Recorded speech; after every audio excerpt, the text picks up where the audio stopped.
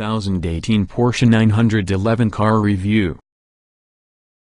If you've driven across the edge of Donner Lake in Truckee, California, anytime before 15 years, you've realized that turbocharged, all-wheel drive automobiles parked down the side of the path aren't exactly an exceptional sight.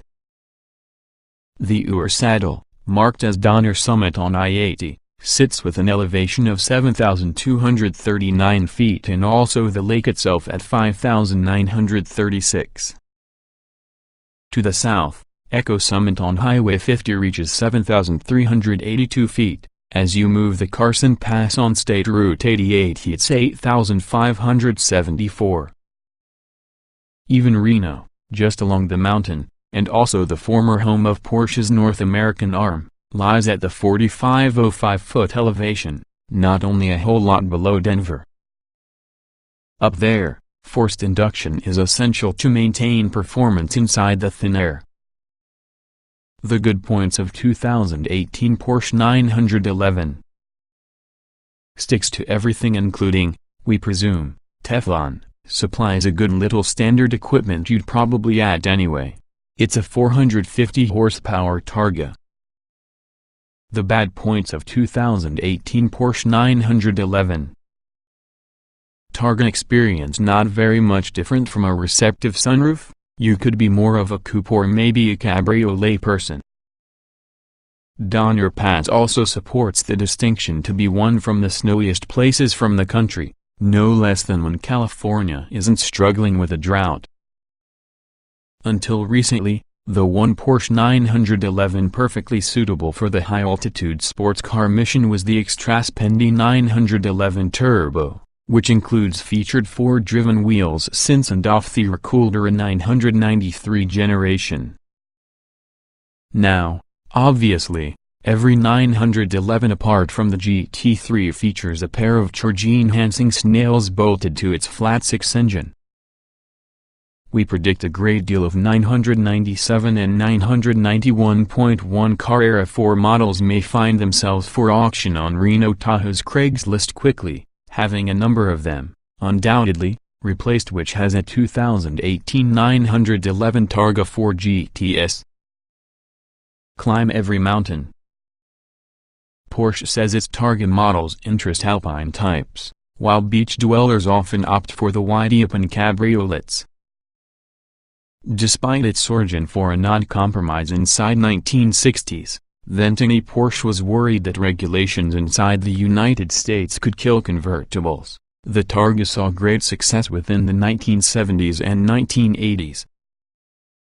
When the 993 bowed, Stuttgart did away using the simple, removable top panel and replaced it, which has a powered sliding glass roof that rested in the rear window, which went on through the 997 cars. The 997s began the tradition with the A.W. Donnelly Targa, available simply with Carrera 4 and 4S powertrains. With the advent on the 991 generation Targa, Porsche ginned up a mechanically complex folding top that produces the aesthetic with the early cars, while affording owners the effortless luxury operational to which they'd become accustomed. The 991 also saw the advent on the GT Spadge Targa, which added 30 horsepower on the S model. This second-generation 991.2 Targa 4 GTS that we've just driven gets 450 horsepower, once again, 30 horsepower over the S, courtesy of additional turbo-oriented finagling.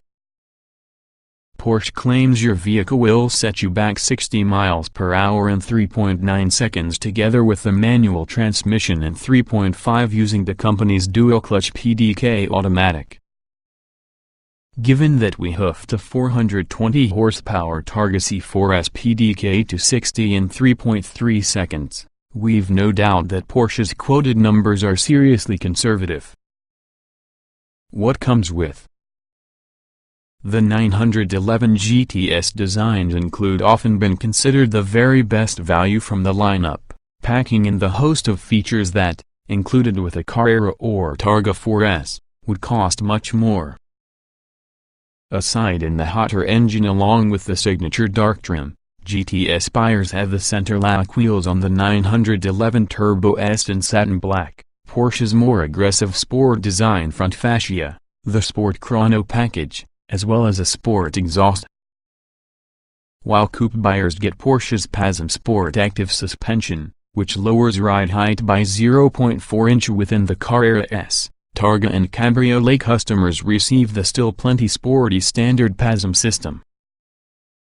Compared together with the lovely, playful rear-drive Carrera, the all-wheel drive Targa 4 GTS possesses more serious mien, in the appearance and satisfaction.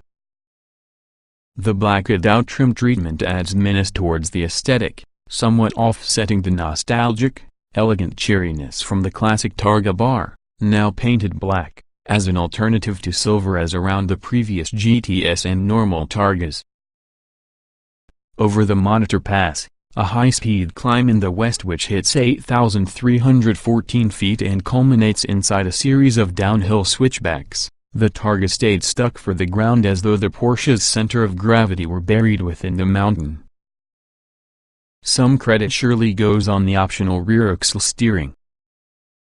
And even in Monitor's thin air, the turbos mean the engine never lacks for torque.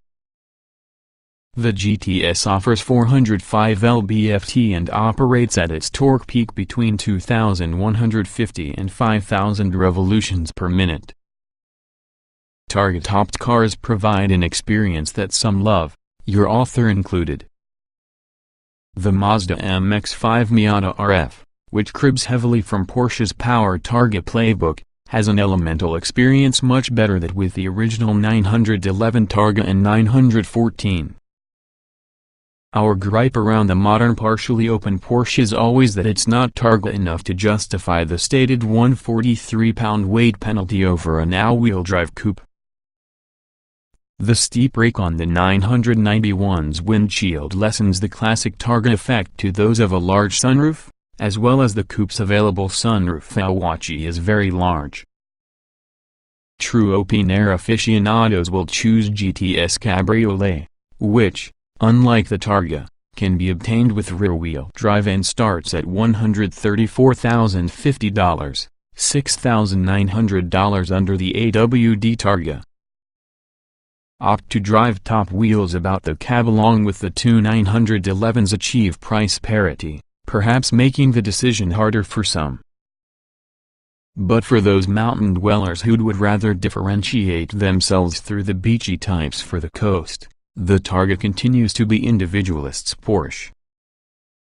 The GTS trim level just allows your well-heeled lumberjack to go away the crowd farther as part of his dust.